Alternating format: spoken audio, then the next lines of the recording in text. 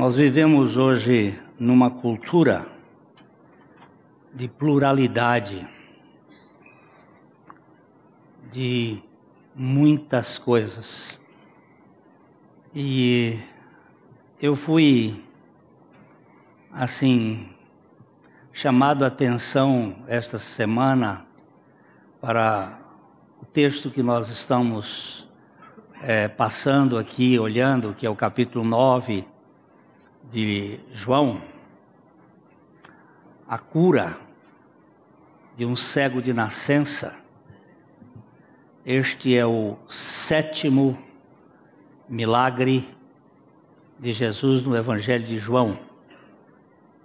Nós temos 8 milagres, é o 6º milagre do Evangelho de João. Nós temos no Evangelho de João 8 milagres que Jesus fez, 8 sinais, que é a palavra que João utiliza para definir estes fatos sobrenaturais de Jesus.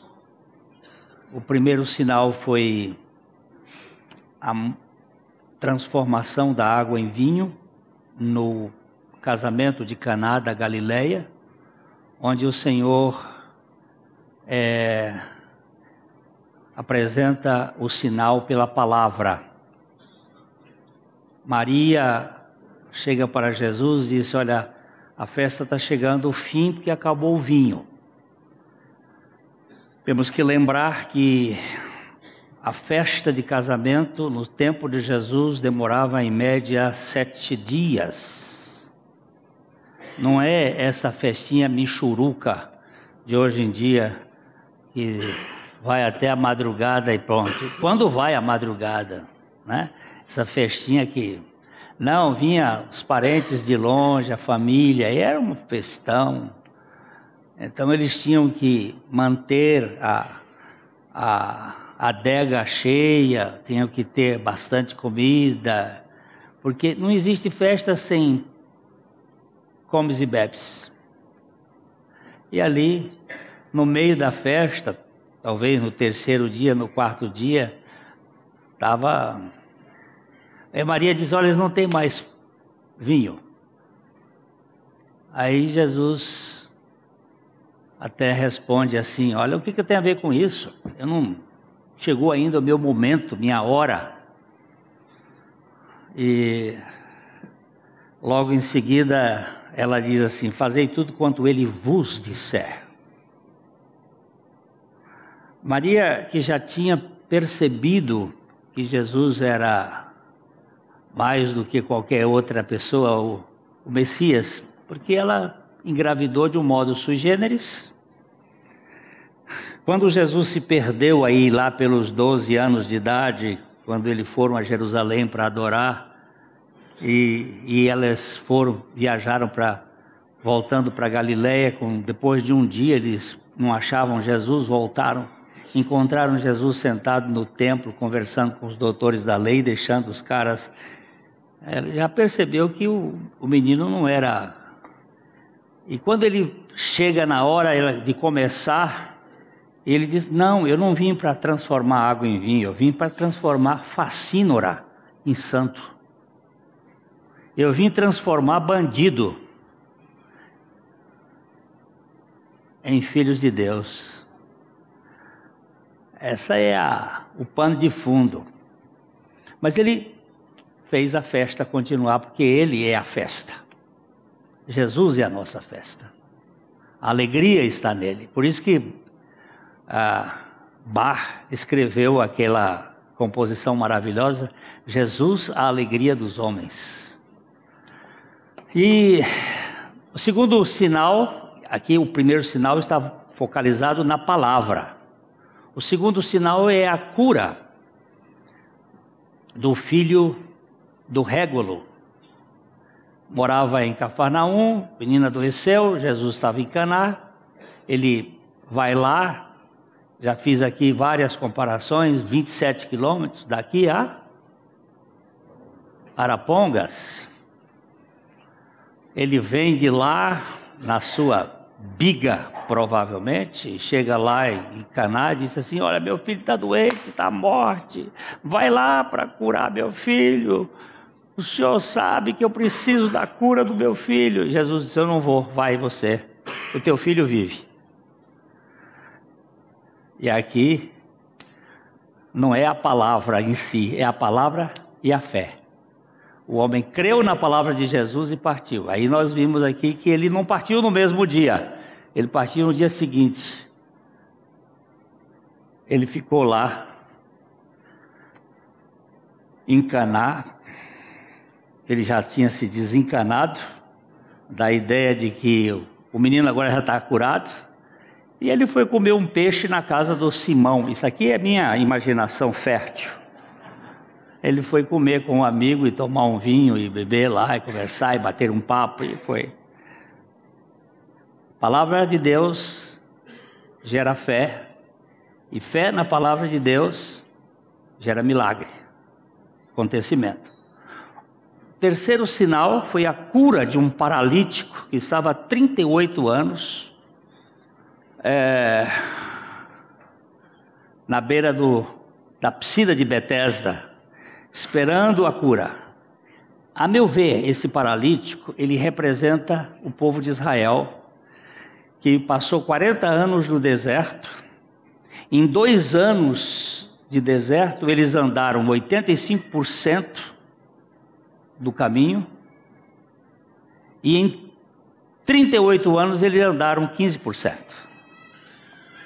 A distância para entrar na terra prometida. Eles foram até Cádiz Barneia. Lá eles mandaram ver a terra, mandaram os espias, deixaram a palavra de Deus e foram buscar as evidências. E quando você busca a evidência, você sai do terreno da fé e vai para o terreno da constatação, da ciência, dos fatos. E aí paralisa. Isso acontece com a igreja também. Quando nós deixamos de olhar para a palavra de Deus e vamos buscar evidências, nós nos paralisamos. Ele ficou 38 anos paralítico, como Israel ficou 38 anos paralítico no deserto. Não andava, ficava rodando. E o que eu vejo aí é a graça, porque ele estava 38 anos esperando e veio a graça aí. Diz: ó, você quer ser curado? Perguntar para um paralítico de 38 anos se quer ser curado é uma pergunta que parece idiota, mas é muito profunda, porque muita gente não quer ser curado. Porque a cura vai tirar dele a desculpa. Muita gente não quer ser curada porque ele quer viver com a desculpa de dizer: eu não posso fazer isso porque eu sou doente. E aí chama a atenção. Muita gente é doente porque a doença é um álibi para a sua vida de preguiçoso, sua vida de safadeza, de ficar esperando no outro, passando o problema para o outro. Paulo escreveu a carta aos Tessalonicenses, especialmente porque os crentes estavam esperando Jesus voltar logo, esperando e parar de trabalhar. Um bando de preguiçosos. E tem na igreja também umas pessoas: não, eu vou esperar. Não, meu amigo, aquele que não trabalha não deve também comer. Então, nós temos aí o terceiro sinal. O quarto sinal foi a multiplicação dos pães e dos peixes. O primeiro sinal fala da palavra, o segundo fala da fé, o terceiro fala da graça. Palavra, fé e graça geram satisfação. Vai preencher a fome do ser humano. Eu tenho fome de aceitação, eu tenho fome de amor, eu tenho fome de ser amado. Eu sei que minha mulher me ama, pelo menos ela diz, né? Meus filhos também dizem que me amam. Tenho tantos amigos que dizem que me amam. É tão gostoso isso. Mas eu preciso de um amor maior, mais furioso. Um amor que não me ama porque tem troca ou tem alguma resposta. Eu sei que a palavra incondicional, Deus me ama com amor incondicional, é incompreensível, mas é este um ponto. Deus me ama porque Ele é amor, não porque Ele tem alguma razão para me amar. Ele não tem. E isso que me dá satisfação é saber que eu sou amado por Deus. Este é a multiplicação dos pães. Jesus satisfez uma multidão de 5.000 homens, além de mulheres e crianças, com 5 pães e 2 peixinhos que foi dado a Ele. E pela palavra de Deus, o pão, não só de pão vive o homem, mas de toda a palavra que sai da boca de Deus, o pão de Deus satisfaz a minha fome. Ok? Esse é o 4º sinal. O 5º sinal é Jesus andando sobre as águas e acalmando o mar. O mundo está agitado, o mundo está cheio de angústias, de problemas. E Jesus vem andando sobre o mar. Acredito que essa é a mesma local quando Pedro estava lá no barco e Pedro enxerga Jesus e disse: vem, és tu, me manda que eu vá. Eu quero andar também, eu quero ter essa experiência. Aí Jesus pegou a palavra e jogou a palavra. Antigamente a Atã tinha um tapete vermelho, eu achava bonito aquilo.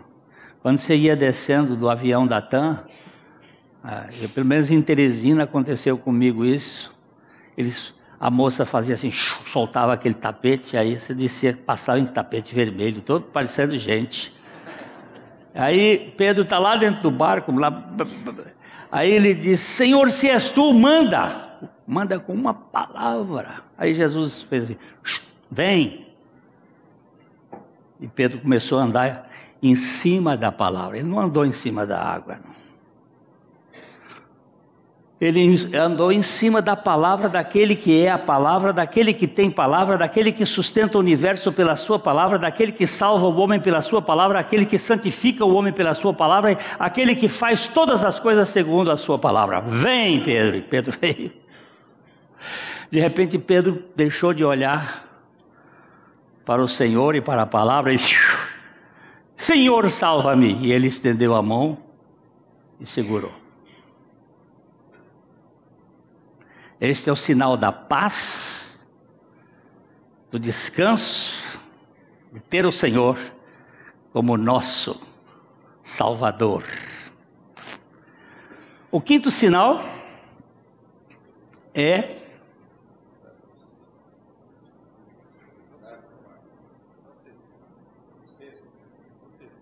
esse é o 5º, né? O 6º sinal, então, é este.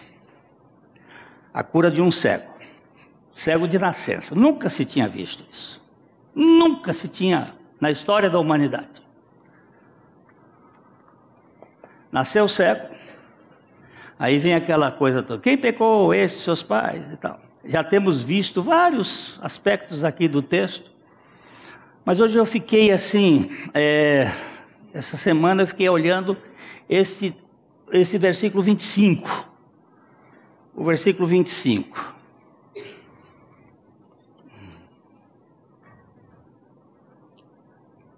Não tem lá. Ele retrucou: se é pecador, não sei. Uma coisa sei. Eu era cego e agora vejo.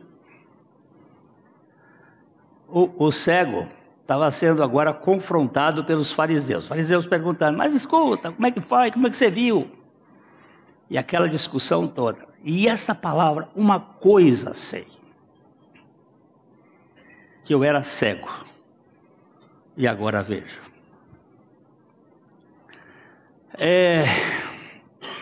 Nós vivemos num mundo comandado pela árvore do conhecimento do bem e do mal.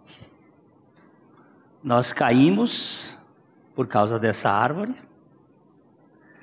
e nós somos invadidos por um desejo epistemológico de conhecimento. Há uma necessidade de conhecer. Cada vez mais o homem busca o conhecimento. O grande desafio é conhecer. Quem sabe mais, pode mais. E vivemos envolvidos com muitas coisas na busca do controle e do conhecimento. Houve um astrônomo que ficou cego. Você imagina um astrônomo cego?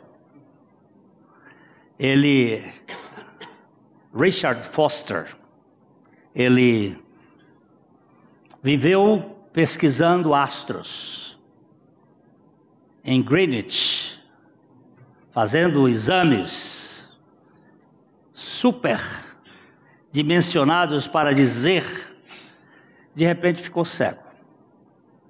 Aí ele virou filósofo. E ele tem uma frase que eu acho lapidar. Ele diz assim: o cientista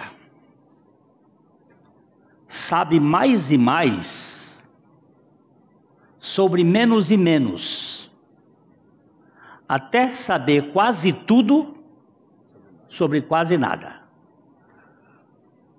Olha só, olha que frase. O cientista sabe mais e mais sobre menos e menos. Ele sabe cada vez mais sobre um campo cada vez menor. Até saber quase tudo.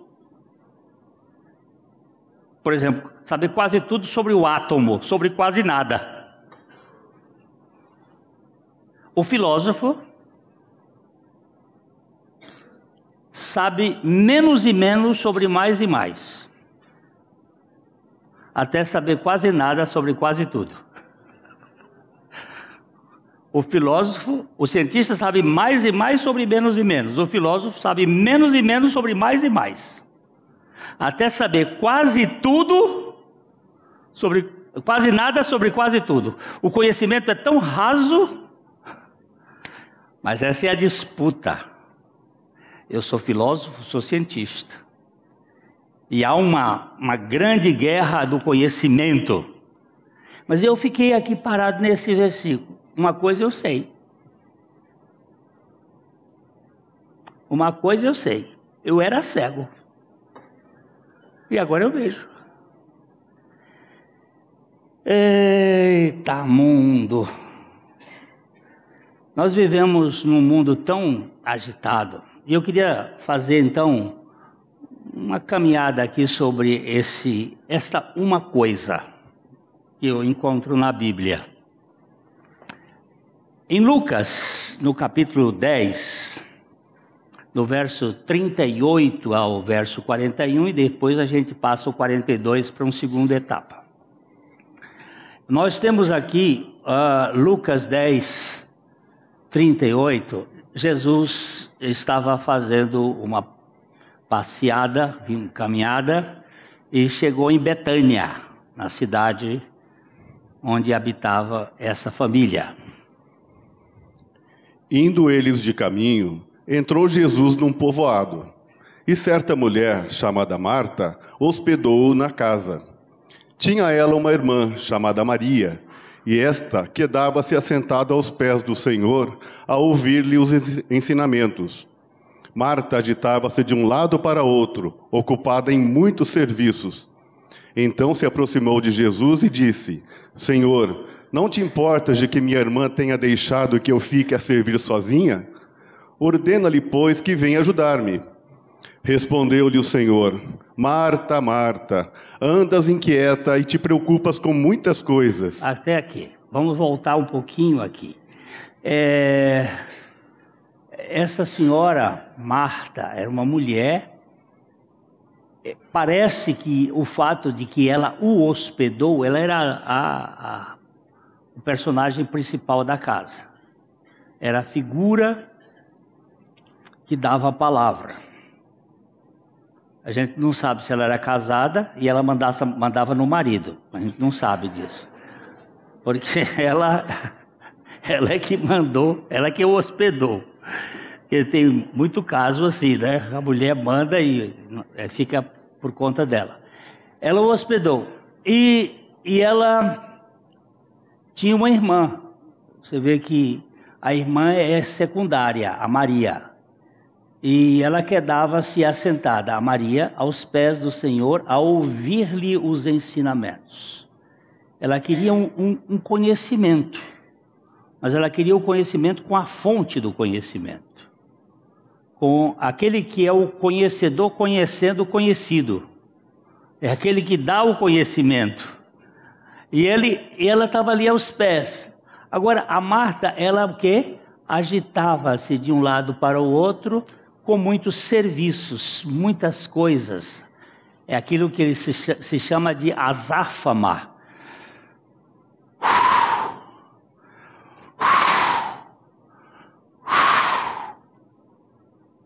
Uma correria sem fim.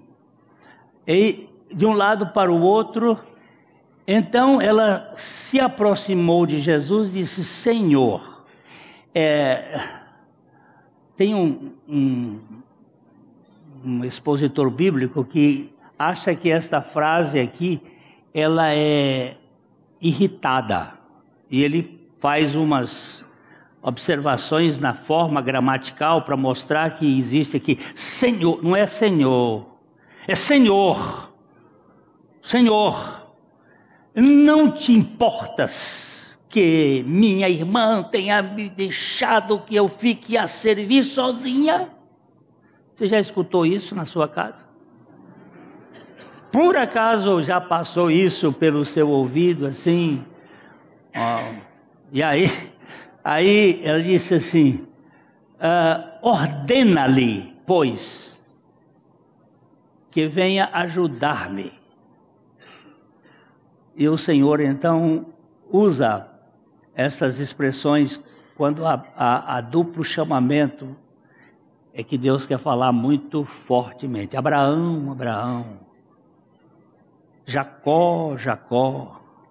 Samuel, Samuel. Pedro, Pedro.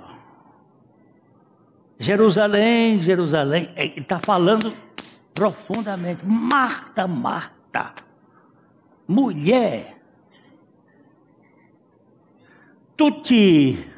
Tu andas inquieta e te preocupas com muitas coisas. Eu disse, vamos parar aqui porque eu vou precisar do mais para frente e para o outro. Esta é a cultura martiana do mundo, da agitação. Muitas coisas, muitas coisas.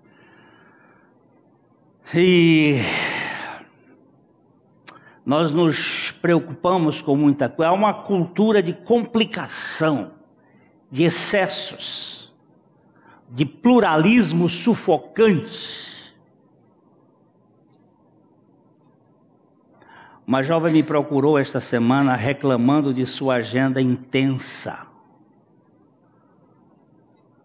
cheia de compromissos.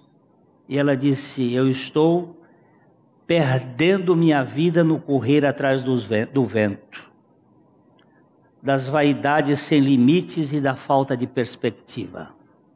Aquela frase me marcou demais. Uma menina inteligente. Pastor, minha agenda está muito complicada. Eu estou correndo demais e correndo atrás do vento.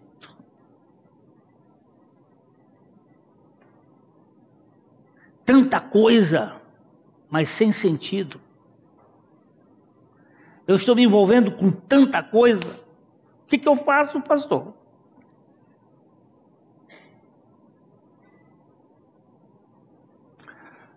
E aqui o texto pulou assim: uma coisa eu sei, que eu era cego, e agora vejo.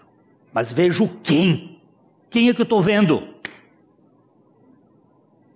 Eu estou vendo Jesus. Aquele homem que era um profeta, que era sem pecado, porque isso foi o que ele foi vendo, e que depois ele teve a revelação: tu crês no Filho do Homem. Ele diz: quem é o Filho do Homem para que eu creio? Ele diz: este que fala contigo. Tu já ouviste, se agora fala contigo.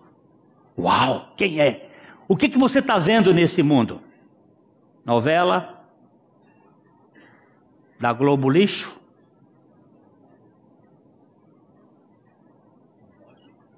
Hã? Netflix? Tem coisa boa, mas o que você está vendo? O que você está enxergando? E com o que você está se ocupando?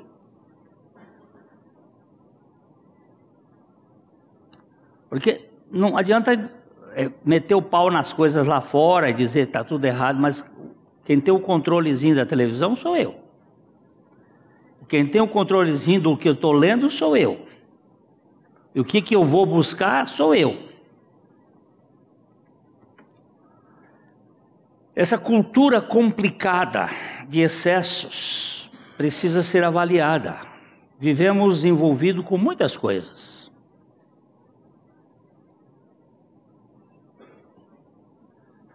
Já vou avisando aqui que tenho alguns compromissos esse ano, mas o ano que vem eu só vou pregar uma vez por domingo, durante 3 domingos. Já falei com o presidente da igreja. Vou limitar minhas atividades, mesmo porque a idade vai pesando. E tem muita gente para fazer. E Deus vai usar esse povo. E você ficar envolvido com muita coisa, e não ter tempo para as prioridades, ou melhor, para a prioridade.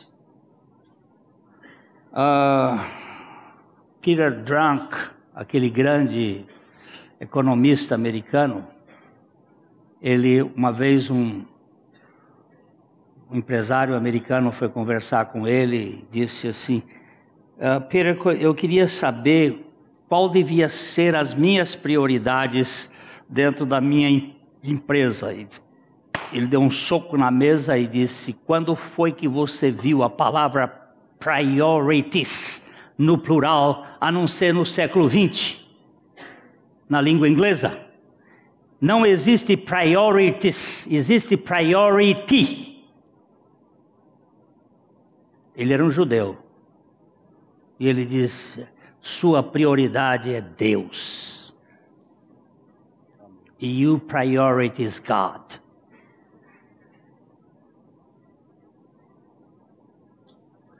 Quais são as suas prioridades? Nós nos envolvemos com muitas coisas. Marta, tu te agitas. Eu não tenho que trabalhar? Tem sim. O que não trabalha não come. Mas você tem que ter a prioridade certa. Hoje, no curso de discipulado aqui na igreja, um irmão encheu meu coração de dizer lá no grupinho: quando eu acordo pela manhã, os meus olhos são focados para o Senhor e em algum momento eu estou buscando a direção do Senhor. Minha prioridade de manhã cedo é o Senhor.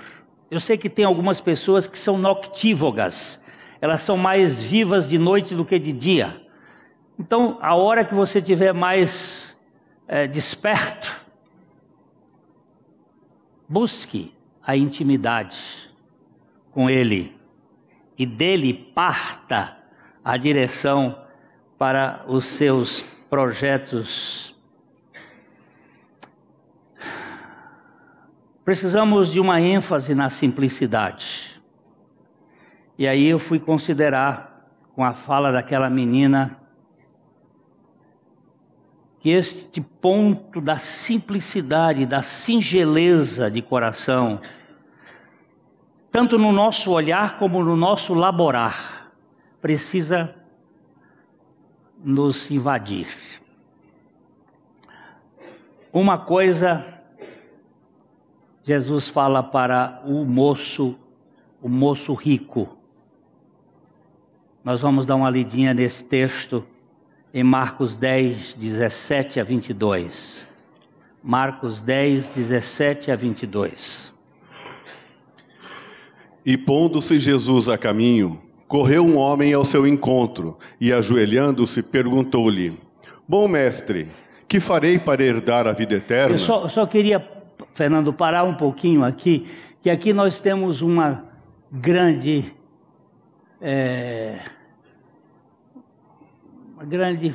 dificuldade de entender aqui a coisa. Ele pergunta assim: bom mestre, que farei para herdar? Não se faz nada para herdar. A herança é uma questão de ser filho ou de receber a herança de alguém. Que farei para herdar? É um contrassenso. Mas ele pergunta para Jesus: bom mestre, que farei para herdar a vida eterna? Respondeu-lhe Jesus: Por que me chamas bom? Ninguém é bom senão um, que é Deus. Aí ele chamou Jesus de bom mestre. Jesus diz: você já me viu como Deus? Você está me enxergando como Deus? Você está me percebendo como Deus? Porque o único que é bom é Deus. Nós não temos o sumo bonum, o sumo bem. Nós temos um bem razoável, um bem circunstancial. Mas até o meu bem que eu faço um bem interesseiro. Eu não dou escorpião para o meu filho, para a minha neta, mas por causa da... Vós sabeis, sendo maus, sabeis dar boas coisas aos vossos, os interesses, mas a natureza humana é terrível. Gente, há uns dias atrás eu passei mal, quase não dormi naquele dia. Eu estava fora, quando eu vi a ministra Damares mostrar um médico lá no norte, lá por lado de Pará, um médico abusar da sua filha de 8 anos de idade. E quando diz assim, o problema do homem é a falta de cultura. O homem é médico. Tem pelo menos o curso secundário, um curso universitário, tem mais o curso de... Como é que chama isso aí? Residência. Abusar de uma criança de 8 anos de idade. Essa natureza humana é má. E a filha...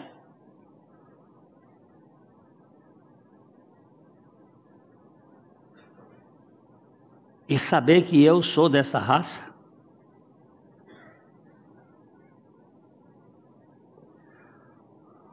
O homem é mau. E mesmo a bondade do homem, precisa ter cuidado.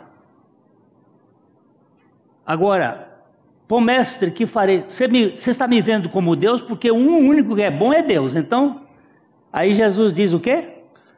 Sabes os mandamentos: não matarás, não adulterarás, não furtarás, não dirás falso testemunho, não defraudarás ninguém, honra a teu pai e tua mãe. Você sabe que os mandamentos, eles são 4 mandamentos verticais e 6 mandamentos horizontais. Jesus não citou um mandamento vertical. Não terás outros deuses diante de mim, não farás para ti imagem de escultura. Ele não citou nenhum. Ele citou os 6 mandamentos horizontais. E aquele moço, como um saltador de salto com vara, pulou todos. Todos os mandamentos ele saltou, ele disse assim, ó. Então ele respondeu: Mestre, tudo isso tenho observado desde a minha juventude. O cara era bom. Saltou todos os sarrafos, foi botando mais alto, mais alto, mais alto, mais alto, mais alto. Sabe qual foi que Jesus botou mais alto? Honra teu pai e tua mãe. Que é o 5º mandamento, ele botou no fim. Sabe por quê? Porque nós dizemos que amamos pai e mãe, não amamos. Nós somos desobedientes. E quando eles ficam velhos, nós botamos no asilo. Não cuidamos deles. Eu não estou dizendo que em certos casos não precisa. Você entende de tratamento, mas o descarte. Tem muita criança, muito filho descartado, que descarta pai, que dá trabalho. E ele disse, olha, eu estou no último. Ele disse, mas isso tudo eu tenho feito, desde a minha juventude. E Jesus, fitando-o, o amou e disse, só uma coisa te falta. Vai, vende tudo o que tens, dá-o aos pobres e terás um tesouro no céu. Então, vem e segue-me. Uau! Uau! Olha agora. Volta. Jesus fitando-o. Eu não quero passar rápido por essa palavra, não. Quero ficar aqui um tempinho. O amor. Jesus fitando-o. O amor.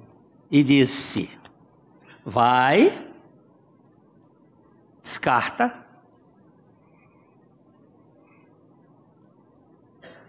vem, vai,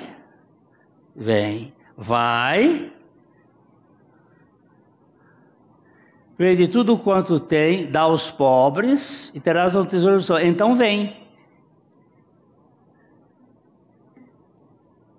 Jesus botou um mandamento. Agora, não terás outros deuses diante de ti. Porque aquelas coisas eram Deus dele. A segurança dele estava na posse, no ter, no dinheiro. Agora ele não tinha. Ele ia perder. Vai, vende tudo quanto tem, dá aos pobres, terás o tesouro do céu. E vem e segue. Jesus diz assim, uma coisa te falta. Olha, vou dizer uma coisa, eu não creio que aqui ele esteja dizendo que é para ser pobre. Porque ele vai depois explicar isso, que dificilmente os ricos que confiam nas riquezas vão herdar o reino dos céus. É mais fácil um camelo entrar pelo fundo de uma agulha do que um rico entrar no reino dos céus. Mas ele diz muito bem, os ricos que confiam nas riquezas. O problema é a confiança. Se Deus lhe deu dinheiro, recursos, se você ganhou e tem recursos e pode usar isso para o bem da sua família, para o bem da sociedade, para o bem do progresso do reino de Deus, olha, a riqueza vai ser uma bênção nas suas mãos. Mas se a riqueza é o lugar onde você coloca a sua confiança, ela é um Deus e ela vai destruir a sua vida. E não tem acordo aqui não. Olha o que é que aconteceu. Ele, porém, contrariado com esta palavra, retirou-se triste, porque era dono de muitas propriedades. Você pode ser mordomo e não dono de muitas propriedades. Mordomo é aquele que administra as propriedades que são do Senhor, que estão sobre o seu cuidado. Mas quando você é dono da propriedade, a propriedade passa a ser dona de você. Você passa a ser coisificado. Uma coisa falta: ter Deus como o centro da sua confiança. Eu tenho muitos pobres são pobres, mas vivem dependentes do dinheiro, querendo ter. E tem muitos ricos que são pobres, tendo muito dinheiro, porque tem medo de perder. E segura. A sua confiança tem que estar no Senhor. A minha confiança tem que estar no Senhor.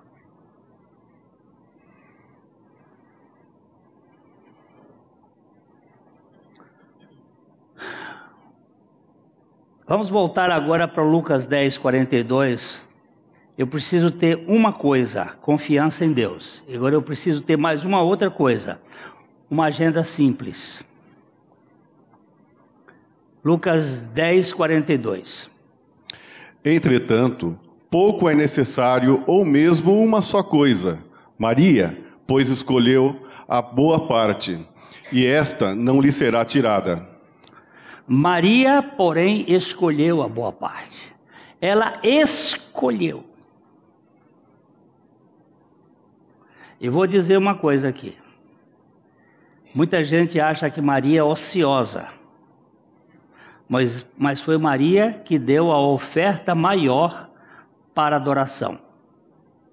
Ela comprou um vaso de alabastro, de um nardo precioso, de um perfume precioso, no valor de 300 denários, ou seja, no valor de 1 ano de serviço de um homem, ou 2 anos de serviço de uma mulher, porque um homem ganhava 1 denário por dia, tirando os 52 sábados que tem o ano, e os 15 ou 13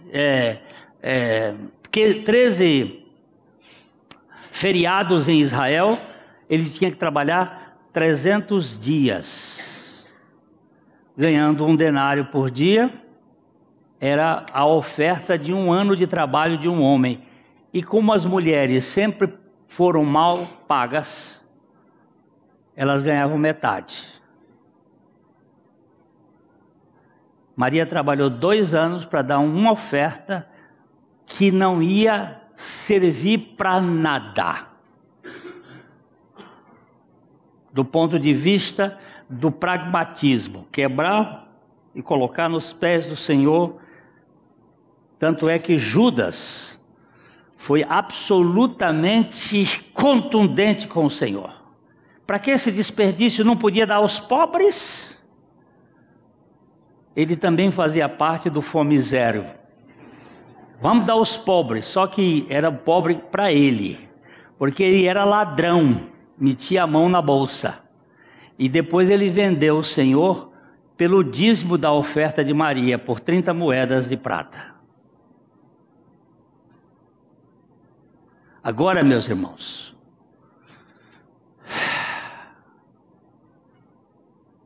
é necessário uma coisa. Essa palavra necessário aqui, uma coisa. E Maria, o que é essa coisa? É esse relacionamento com Jesus. Essa prioridade com Jesus. Outra coisa que eu vi aqui nessa minha busca é o salmista, no Salmo 27:4, ele fala de um desejo dele, uma busca que ele queria, um lugar seguro, um lugar onde ele encontrasse segurança. Ele diz no 4 e no 5 aí, que eu acho interessante.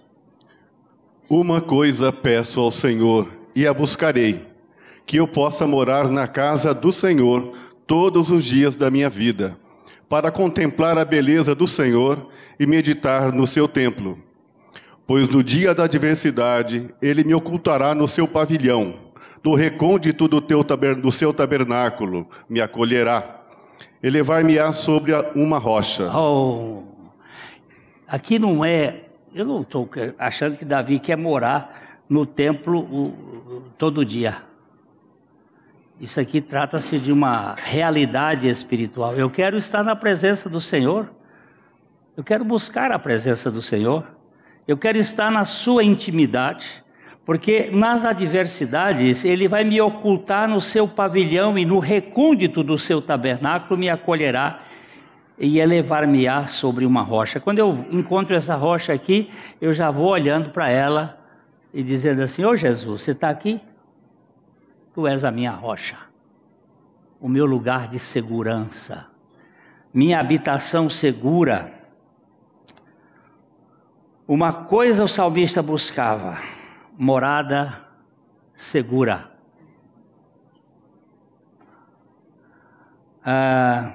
O cego me chama a atenção. Eu não sei se ele era pecador, eu não sei o que ele era. Eu sei uma coisa: é que eu era cego e agora vejo.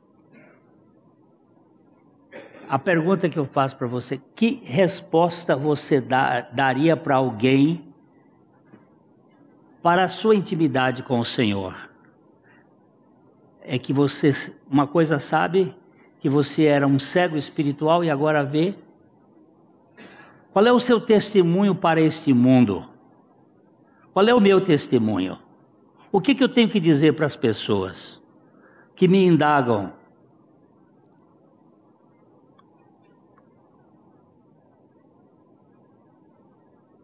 Estava conversando com uma pessoa ontem e ele disse que estava conversando com seus amigos de maratona e um deles disse assim, mas o que tem em você?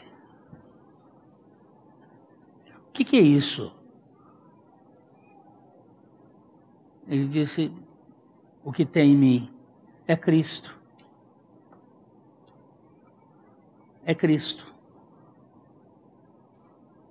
O que faz a diferença é Cristo.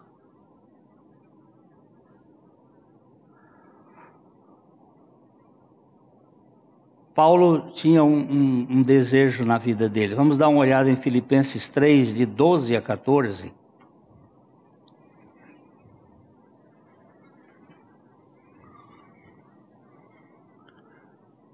Não que eu o tenha já recebido, ou tenha já obtido a perfeição, mas prossigo para conquistar aquilo para o que também fui conquistado por Cristo Jesus. Paulo está falando aqui, que atrás ele está falando que ele deixou tudo como refúgio por causa da sublimidade do conhecimento de Cristo Jesus, que ele considerou toda aquela coisa como não nada diante de Cristo.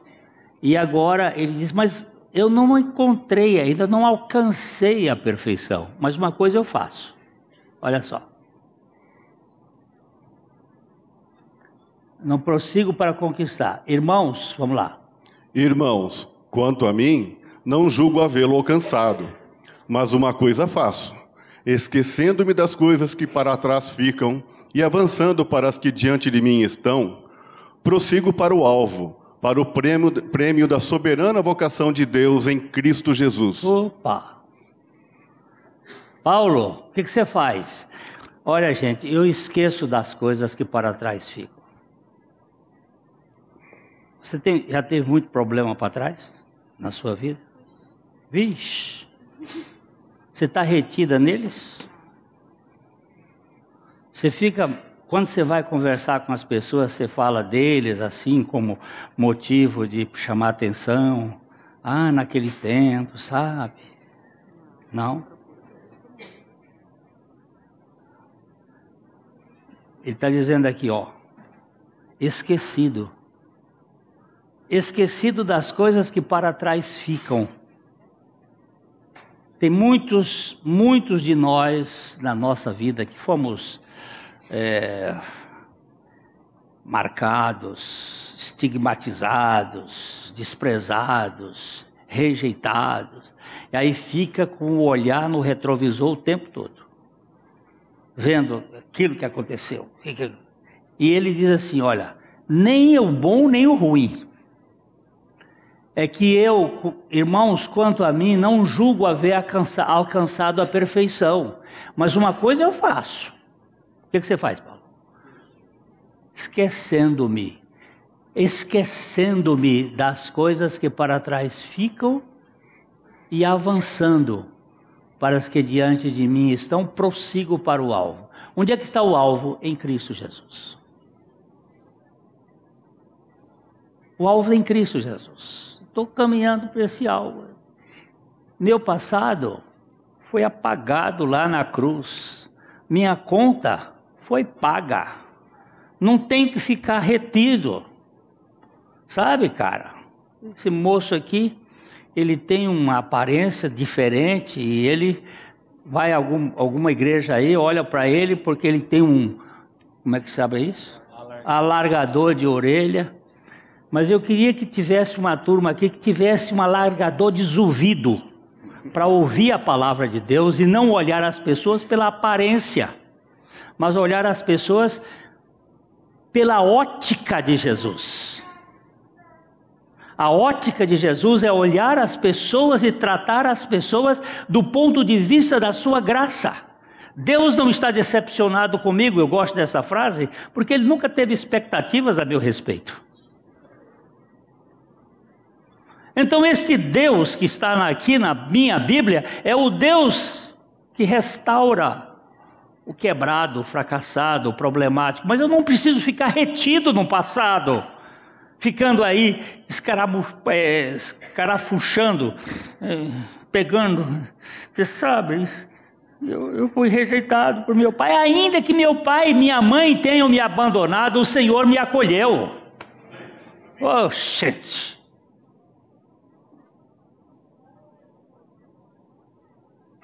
Como é que nós vamos ficar?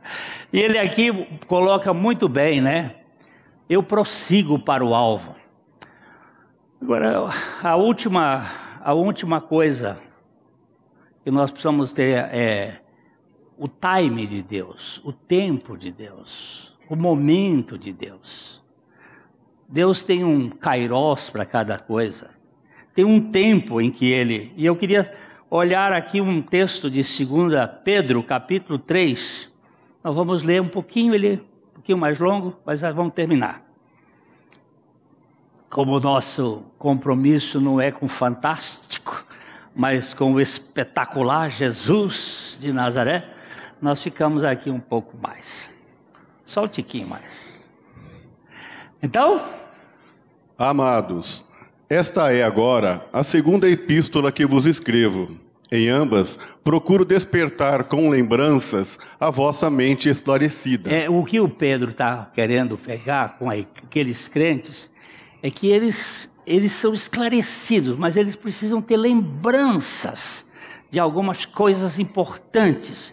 Eu quero despertar a lembrança. Por isso que a gente sempre faz a ceia, para despertar a lembrança do Calvário, da morte do Senhor, daquilo que Ele fez por nós, da sua ressurreição, da nossa inclusão naquela cruz, para que nós sejamos libertos de nosso histórico, de nossos problemas, de nosso passado. Ok?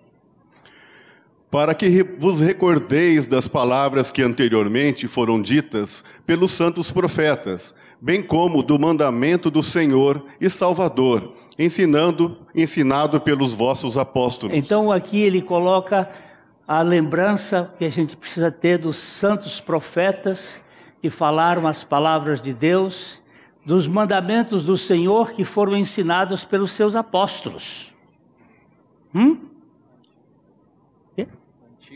Antigo e Novo Testamento. Tudo aqui está encaixado. Dizendo... Tendo em conta, antes de tudo... Sim, pode ser, eu que estou errado. Tendo em conta, antes de tudo, que nos últimos dias virão escarnecedores como os seus escárnios, andando segundo as próprias paixões, e dizendo, onde está a promessa da sua vinda? Porque desde que os pais dormiram, todas as coisas permanecem como desde o princípio da criação. Pedro está dizendo aqui, olha, nos últimos dias, os últimos dias começaram no Pentecostes. Pode saber disso. Ali iniciou os últimos dias. Desde aquele dia que o Espírito Santo veio, nós estamos esperando o Senhor.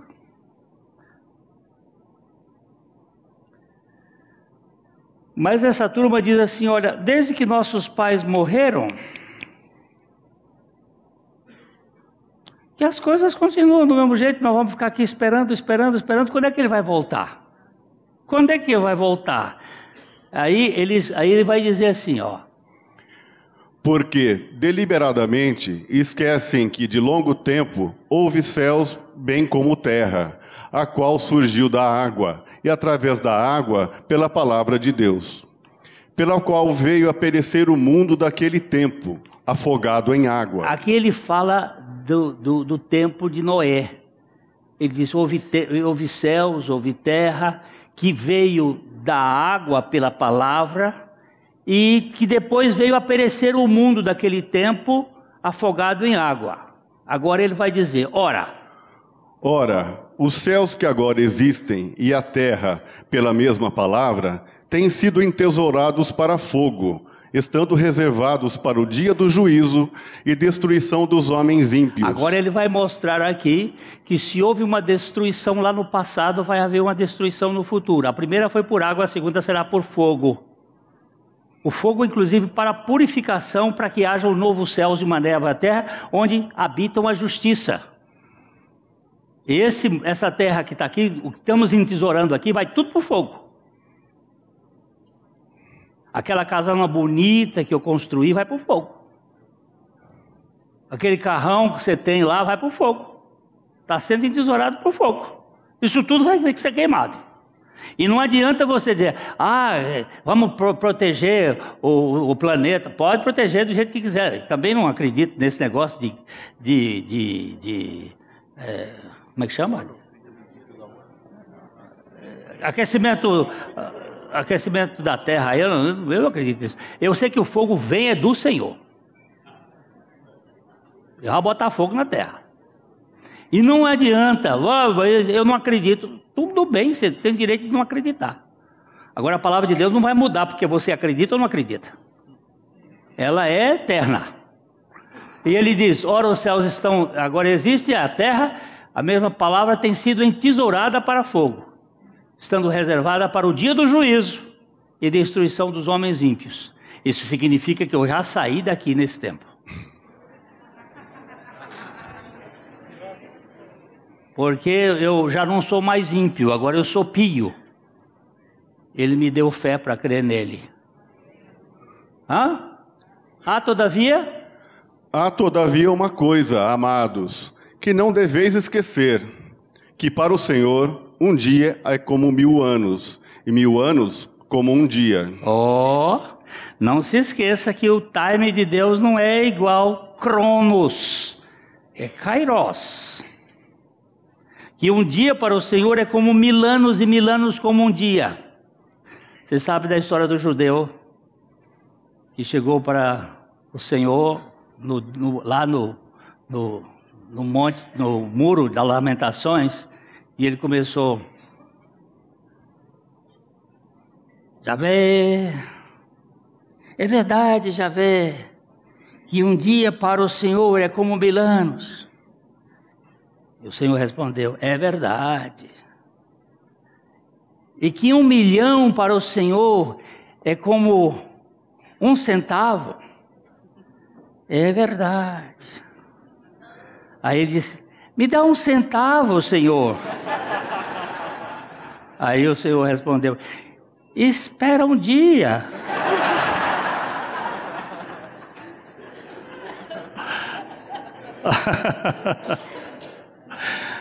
É verdade, o homem é sempre interesseiro, não é? É sempre interesseiro. Agora, queridos, não pode esquecer. Não pode esquecer uma coisa, amados, que para o Senhor um dia é como 1000 anos e 1000 anos como um dia. E Ele não retarda. Não retarda o Senhor a sua promessa, como alguns a julgam demorada. Pelo contrário, Ele é longânimo para convosco, não querendo que nenhum pereça, senão que todos cheguem ao arrependimento. Virá, entretanto, como ladrão o dia do Senhor, no qual os céus passarão como estrepitoso estrondo, e os elementos se desfarão abrasados. Também a terra e as obras que nela existem serão atingidas. Visto que todas essas coisas hão de ser assim desfeitas, deveis ser tais como os que vivem em santo procedimento e piedade, esperando e apressando a vinda do dia de Deus, por causa do qual os céus incendiados serão desfeitos e os elementos abrasados se derreterão. Pois é. Agora, uma coisa você precisa não esquecer, que ainda que pareça demorado, Ele vai voltar. Então isso vai me dar uma condição de mudar a minha agenda. E o que eu quero ver? Eu quero ver que Deus é a minha confiança. O Senhor, eu vou colocar a minha confiança em Ti. Eu vou diminuir as coisas que me trazem preocupações. Como? Olhando para Jesus. Como Maria. Eu vou buscar um lugar de maior segurança. Onde? Na relação com Ele. Qual é a questão do meu progresso? É olhando para o alvo. Olhando para Jesus. Tudo é dele, por Ele e para Ele. É nele que você tem que focar. Amanhã, você vai ter uma agenda de coisas. Coloque essa agenda dentro da prioridade de Deus. Primeiro o Senhor. Buscar em primeiro lugar o reino de Deus. E as outras demais coisas, como comida, bebida, roupa, casa, serão acrescentadas. Não é que eu vou parar de trabalhar, é que é preciso ter o foco certo. Se tivermos o foco certo, vamos fazer as coisas num processo maravilhoso. Vão acontecendo. O Senhor vai ser glorificado, a sua vida vai ser muito mais leve. Eu sei de uma coisa. Eu era cego.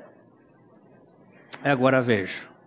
E agora eu vejo com a visão espiritual. Não sou um ser extraterreno. Meus pés estão postos aqui na terra. Mas a minha cabeça está segura, assegurada no céu. Assegurada com aquilo que Deus... Os problemas que nós temos diariamente são problemas, cada um de vocês tem que ser governados pela visão celestial. Que o Senhor nos dê graça para dependermos dEle em tudo. Amém? A Livraria PIB Londrina procura selecionar cuidadosamente seus títulos e autores a fim de oferecer um conteúdo alinhado com o Evangelho de Jesus Cristo.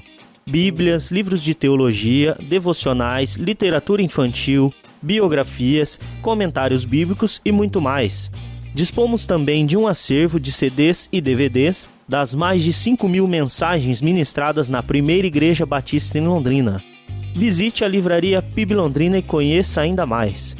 Livraria PIB Londrina, de segunda a sexta, das 13h30 às 18h. Endereço na Avenida Paraná, 76A, próximo ao Calçadão, bem no centro de Londrina. Ligue para 3372-8921 ou acesse o site www.livrariapiblondrina.com.br.